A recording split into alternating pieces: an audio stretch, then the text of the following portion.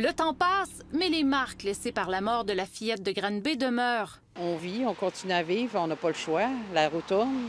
En plus de laisser un vide immense chez ses proches, la mort de la fillette a levé le voile sur les limites de la DPJ de l'Estrie qui avait le mandat de la protéger.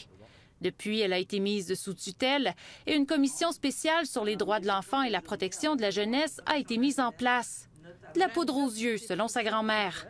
Il n'y a pas eu grand-chose de différent. On voit encore des enfants mourir, on voit encore des enfants maltraités. On se dit, on est en 2020, 2021, ça continue pareil. Le maire de Granby est du même avis. Il avoue même avoir l'impression que sa ville est désormais associée à la maltraitance des enfants. Oui, c'est sûr qu'il n'y a pas eu juste ce cas-là. Il y en a eu d'autres. Je pense que Granby fait tous les efforts pour que ça ne revienne pas, là, puis ça aurait pu arriver ailleurs aussi. N'empêche, pour Pascal Bonin, le temps passe, mais la douleur reste, comme le constat d'échec de notre société face à la protection de nos propres enfants. Un constat d'échec vécu par plusieurs intervenants sociaux.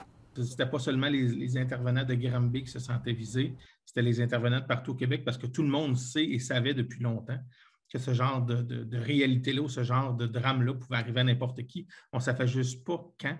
À la direction de la DPJ de l'Estrie, on travaille à améliorer la situation.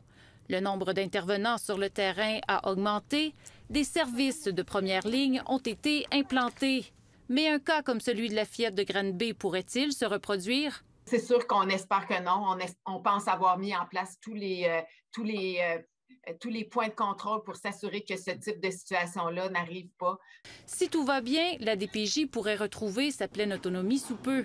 Avec l'arrivée de la directrice nationale, on veut se donner quelques mois avant de réévaluer la situation et voir si on peut lever la tutelle. Mais les choses s'améliorent, je tiens à rassurer les gens. Mentionnons qu'en ce moment, 500 enfants sont en attente d'évaluation en Estrie. Mélissa Fauteux, TVA Nouvelles, Granby.